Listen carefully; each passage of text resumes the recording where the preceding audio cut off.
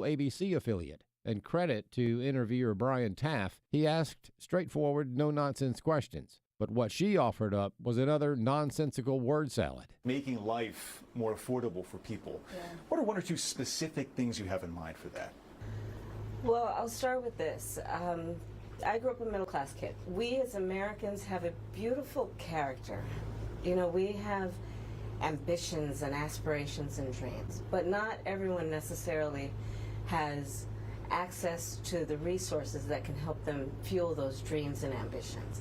So when I talk about building an opportunity economy, it is very much with the mind of investing in the ambitions and aspirations. The suspect in the latest shooting attempt against former President Donald Trump is 58-year-old Ryan Ruth. He was arrested and now faces federal firearms charges. But Florida Attorney General Ashley Moody says the state of Florida will launch its own investigation. Florida is going to look at Florida charges. We're going to look at the evidence because, of course, this is a Floridian. Donald Trump is a Floridian, and there was an assassination attempt on his life in Florida. Just one day after the latest attempt to kill President Trump, Hillary Clinton was still talking about the need to get rid of Trump. I don't understand why it's so difficult for the press to have a consistent narrative about how dangerous Trump is.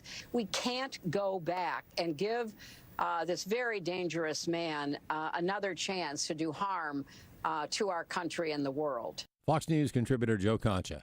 It's so pathetic to see Hillary Clinton continue her very public psychiatric therapy tour nearly, what are we at now, 8 years after she was defeated in an election that basically every pundit says was impossible to lose. She's still not over it. And there she is on national television last night with Rachel Maddow saying the press needs to create a consistent narrative about how dangerous Trump is.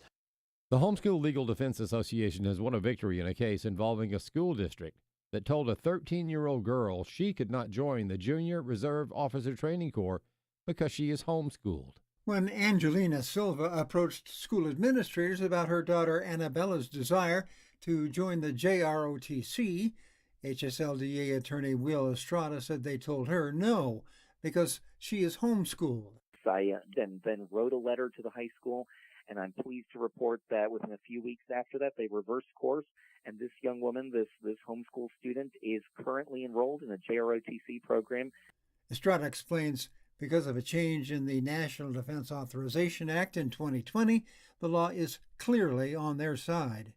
Actually, we have been very busy around the country in educating public schools about this 2020 change to the National Defense Authorization Act. I'm Bob Kellogg. For American Family News, I'm Rusty Pugh. AFA Action takes attacks on the family seriously. The enemies of the family constantly employ new tactics to try to sneak past our radar. They know if we stand together, their evil plans will fail. Your gift to AFA Action allows us to stay vigilant against their onslaught. And if you give this month, you'll receive access to the Cultural Institute video When Your Faith is Illegal by Frank Harbor on AFA Stream as our thanks. You can make your gift today at afaaction.net. Welcome to Today's Issues. Join us for the next hour as we offer a Christian response to the issues of the day. Here's your host, Ed Vitagliano.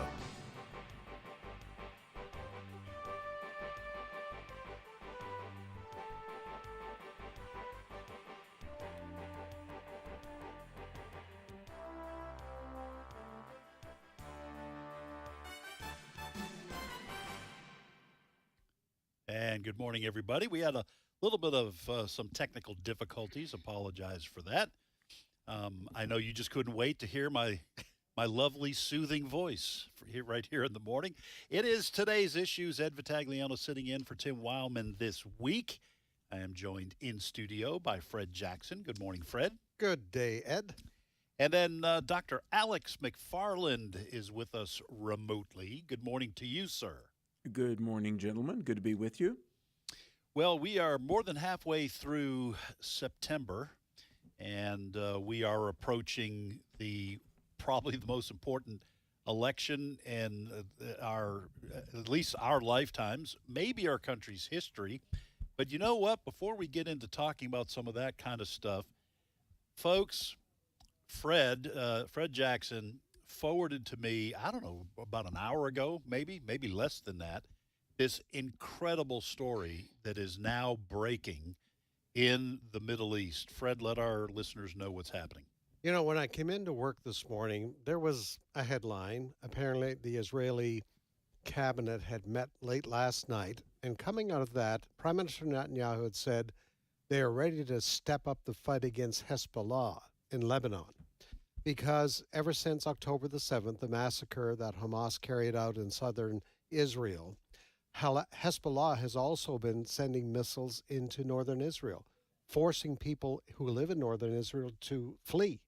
And Netanyahu said this morning, enough is enough. So, and then the United States predictably said, to Israel, you shouldn't do that. Right. Because, you've got what's going on in Gaza.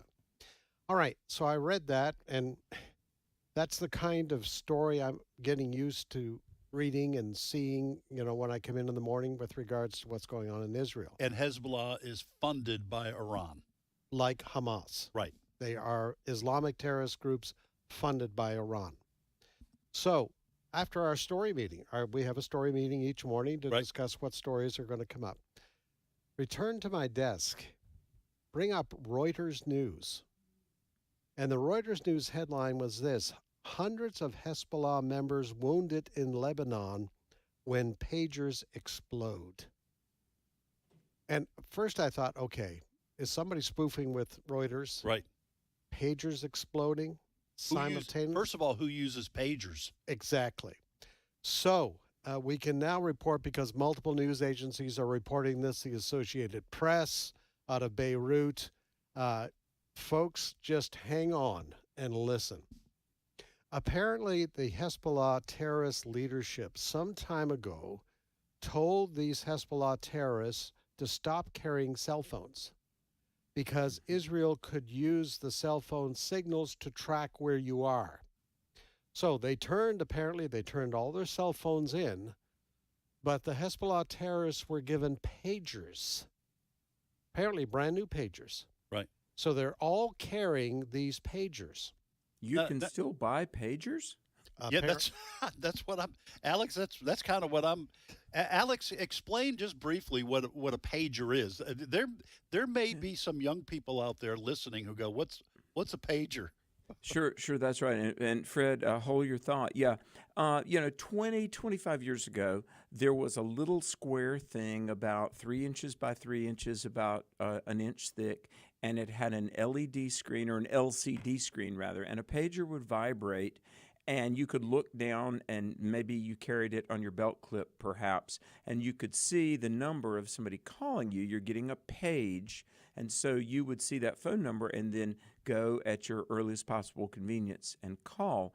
Now, pagers fell out of fashion when flip phones and then cell phones came along, but pagers were initially for executives or medical doctors, but increasingly, I think the vast majority of pager usage were by drug dealers or gang members or some sort of miscreant.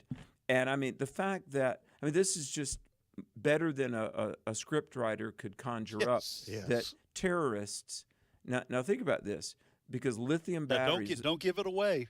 Fred hasn't told the part here. The punchline. Yeah. The punchline. By the way, there's another story that needs to spin off of this that we could talk about.